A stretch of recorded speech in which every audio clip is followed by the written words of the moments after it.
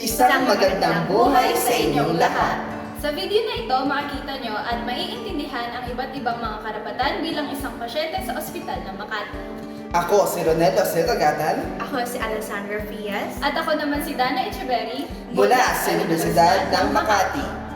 Halina't makinig sa video na ito tungkol sa Karapatan ng mga pasyente, protektahan at igalang.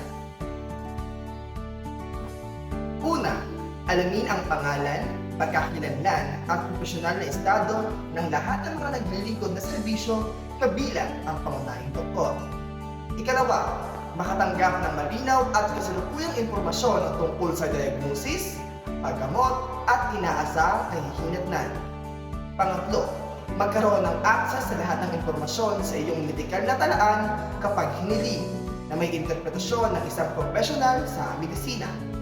Pang-apat, maunawaan ang mga paliwanag ng mga nirekomendang proseso, gamot at paggamot kasama ang mga benepisyo, panganib, gastos at mga alternatibo. Ikalima, karapatan na tanggapin at tanggihan ang anumang proseso, gamot o paggamot na may kamalayan sa mga kinahinatnan.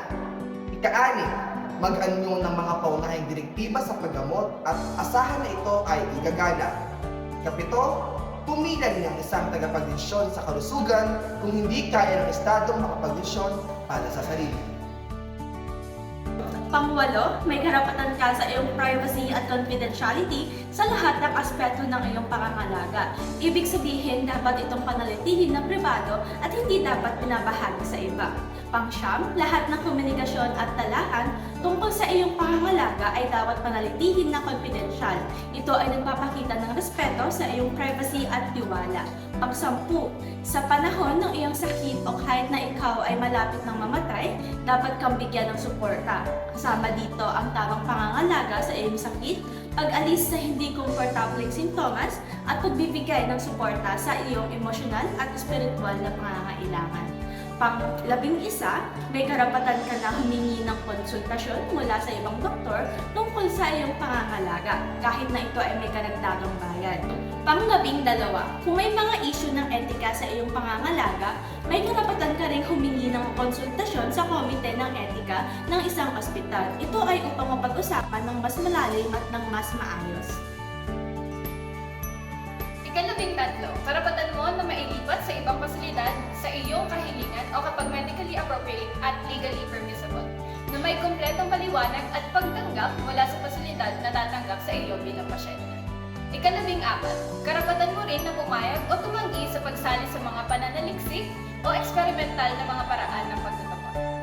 Ika-15, magbigay hinaing ukol sa iyong pangangalaga para masuri ang mga ito at kung maaari maresolba ng walang takot sa anumang pinsala o parusa sa iyo. May karapatan kang malaman ang tugon sa iyong mga hinaing. Ika-16, asahan ang makatwiran na pagpatuloy ng pangangalaga para mabigyan ng impormasyon tungkol sa mga pagpipilian sa pangangalaga sa pasyente at pati na rin makilahok sa proseso ng pagpaplano ng pag-discharge. Ika-17, suriin ang iyong bill at makatanggap ng paliwanag sa mga bayad. Ika-18, ipagbigay alam ang anumang mga patakaran, pamamaraan, mga alintuntunin o regulasyon ng ospital na naaangkop sa iyong pangangalaga. Ika-19, ang iyong tagapangalaga, kamag-anak o legal na otorisadong kinatawan ay may karapatan na ipagpatuloy ang iyong mga karapatan kung hindi mo ito magagawa. Laging tatandaan, ang karapatan ng pasyente ay dapat igalang at pangalagaan sa lahat ng oras. Ito ay hindi lamang tungkol sa pagtanggap ng tamang pangangalaga at lunas, Kundi pati na rin sa pakikinig sa kanilang mga pangangailangan at pagbibigay ng impormasyon na makakatulong sa kanilang misyon sa pangkalusugan. Laging tatandaan, Karapatan ng pasyente, protektahan at igalang. Maraming salamat po sa inyong pakikinig.